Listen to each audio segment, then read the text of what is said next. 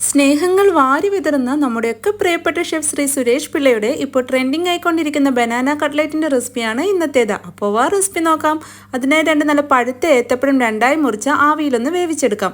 ആ സമയം കൊണ്ട് ഒരു പാനിൽ 2 ടേബിൾ സ്പൂൺ നെയ്യ് ഒഴിച്ച് കുറച്ച് അണ്ടിപ്പരിപ്പ്, കുറച്ച് ഉണക്കമുന്തിരി ഇതെല്ലാം ഇട്ട് ഒന്ന് വഴറ്റി ഇനി ഇതിലേക്ക് 1 കപ്പ് ചിരുവിയ തേങ്ങയും 2 ടേബിൾ സ്പൂൺ പഞ്ചസാര ഇനി കുറച്ച് ഏലക്കാപ്പൊടിയും ചേർത്ത് വഴറ്റി ഒരു ലൈറ്റ് ഗോൾഡൻ കളർ ആവുന്ന വരെ വഴറ്റിയെടുക്കണം. ഈ ഒരു പരുവത്തിലെത്തുമ്പോൾ നമുക്ക് തീ ഓഫ് ചെയ്യാം.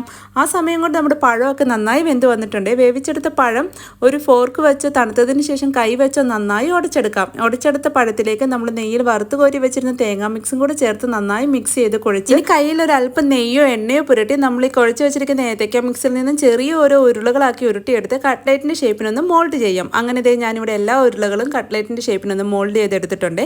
ഇനി 2 മുട്ട പൊട്ടിച്ച് നന്നായി ബീറ്റ് ചെയ്തെടുക്കുന്നുണ്ട്. ഇനി ഓരോ കട്ട്ലേറ്റും ഈ മുട്ട മിക്സിലൊന്ന് മുക്കി ബ്രെഡ് ക്രംസിലും കോട്ട് ചെയ്തെടുക്കാം. ബ്രെഡ് ക്രംസിൽ ഞാനൊരു 1 ടീസ്പൂൺ അളവിന് റവയും കൂടി ചേർക്കുന്നുണ്ട്, ഒരു എക്സ്ട്രാ ക്രിസ്പിനെസ്സിനായിട്ട്. ഇത് ഓപ്ഷണലാണ്, വേണമെങ്കിൽ മാത്രം ചേർത്താൽ മതി. ഇനി ഈ കോട്ട് ചെയ്ത് വെച്ചിരിക്കുന്ന കട്ട്ലേറ്റ് ചൂടായ എണ്ണയിലേക്ക് തിരിച്ചും മറിച്ചും ഇട്ട് ഫ്രൈ ചെയ്തെടുത്ത് നമ്മുടെ സുരേഷ് പിള്ള സാറിൻ്റെ സൂപ്പർ ടേസ്റ്റി ബനാന കട്ട്ലേറ്റ് റെഡിയായി. അപ്പോൾ എല്ലാവരും ഒന്ന് ട്രൈ ചെയ്ത് നോക്കുക. സ്നേഹങ്ങൾ വാരി വിതറുക. ഇതേപോലെയുള്ള ഈസി ആൻഡ് ടേസ്റ്റി റെസിപ്പീസിന് ഈ പേജ് ഫോളോ ചെയ്യാനും ലൈക്ക് ചെയ്യാനൊന്നും മറക്കല്ലേ. ഇത്തരം ഈസി ആൻഡ് ടേസ്റ്റി റെസിപ്പീസുമായി നമുക്ക് വീണ്ടും കാണാം. Okay, by.